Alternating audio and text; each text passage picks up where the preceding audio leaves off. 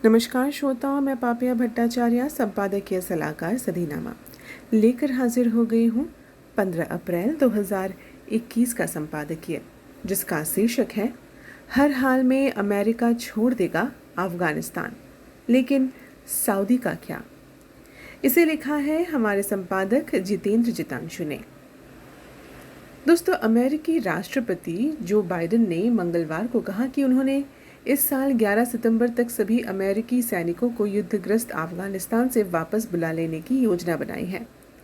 अधिकारियों के अनुसार अमेरिकी सेना 9/11 की 20वीं बरसी पर अफगानिस्तान छोड़ेगी। बहरहाल, अमेरिका अफगानिस्तान छोड़ने की तो बात कर रहा है, पर इससे सऊदी का क्या होगा? आइए जानते हैं आज की संपादकीय में, जिसका शीर्षक एक बार फिर से बता दो, हर हाल में अमेरिका छोड़ देगा अफगानिस्तान, लेकिन सऊदी का क्या। बाइडेन प्रशासन ने हाल में फरवरी 2020 के अमेरिका तालिबान शांति समझौते की समीक्षा के इरादे का ऐलान किया है। अफगानिस्तान में लगातार हत्या और हमलों को देखते हुए राष्ट्रपति बाइडेन के सुरक्षा सलाहकार जेक सुलिवन के बारे में कहा गया है कि उन्होंने अफगान अधिकारियों से इस समीक्षा की पुष्टि की है। अफगान अधिकारियों ने इस ऐलान का स्वागत किया है क्योंकि अफगानिस्तान के सभी पक्षों की कतर में हुई बातचीत लगातार हिंसा, वैचारिक मतभेद और बढ़ते हुए अविश्वास की वजह से कोई खास आगे नहीं बढ़ पाई है। इस समझौते की इस बात के लिए आलोचना की गई कि इसमें अफगान सरकार को शामिल नहीं किया गया और तालिबान के मुकाबले अमेरिकी सरकार ने ज़्यादा वादे किए।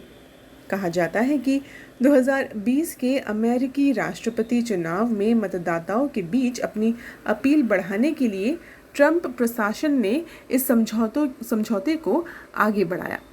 अफगानिस्तान में आतंकी घटनाओं में बढ़ोतरी के बीच अक्टूबर 2020 में खलीलजाद ने ऐलान किया कि अमेरिका समझौते की शर्तों से सख्ती से पालन करने के लिए कार्रवाई को फिर से ठीक करने के लिए तालिबान के साथ सहमत हुआ था, लेकिन फिर से ठीक करने के बाद का उम्मीद के मुताबिक नतीजा नहीं निकला। अफगानिस्तान में हिंसा में बढ़ोतरी हुई है, जबकि अफगान पक्षों की आपसी बातचीत धीमी रफ्तार से आगे बढ़ी है। तालिबान अपने वादे पर खड़ा नहीं उतरा क्योंकि पिछले कुछ महीनों में बड़ी हस्तियों की हत्या और जानलेवा हमलों में बढ़ोतरी हुई है।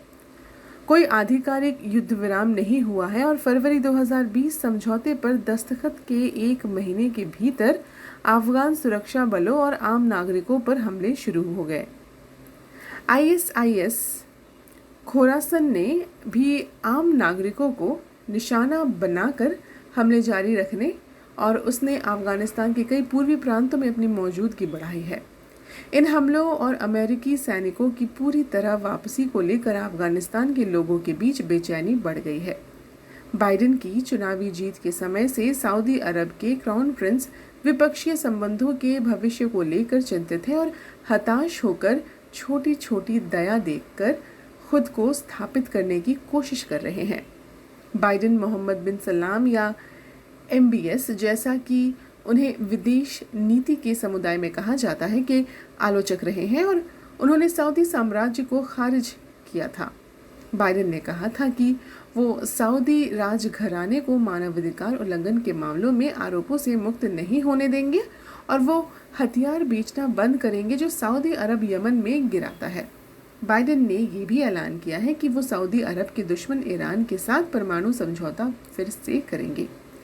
बाइडेन की सत्ता संभालने के बाद मानवाधिकार कार्यकर्ताओं ने अभियान चलाकर सऊदी अरब को दंडित करने और उसे अमेरिकी हथियार न बेचने की मांग बाइडेन से की, लेकिन अमेरिका की हथियार लॉबी कार्यकर्ताओं के मुकाबले काफी मजबूत है। ये देखा जाना बाकी है कि बाइडेन ने जो कहा वो करेंगे या वो ऐसा रास्ता चुनेंगे जो अमेरिकी कारोबार को ज्यादा पसंद आता है। ये साफ नहीं है कि बाइडेन प्रशासन अमेरिका तालिबान समझौते की समीक्षा को लेकर आगे कैसे बढ़ेगा।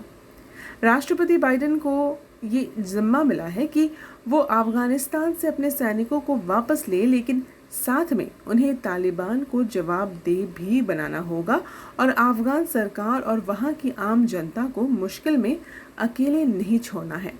दूसरे शब्दों में कहें तो ये बहुत बड़ा काम है। आमीन।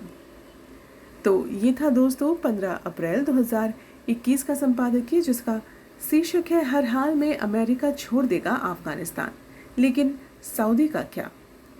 इसे लिखा है हमारे संपादक जितेंद्र जितांशु ने। कल एक नए संपादकीय के साथ हम वापस लौटेंगे। तब तक के लिए नमस्कार।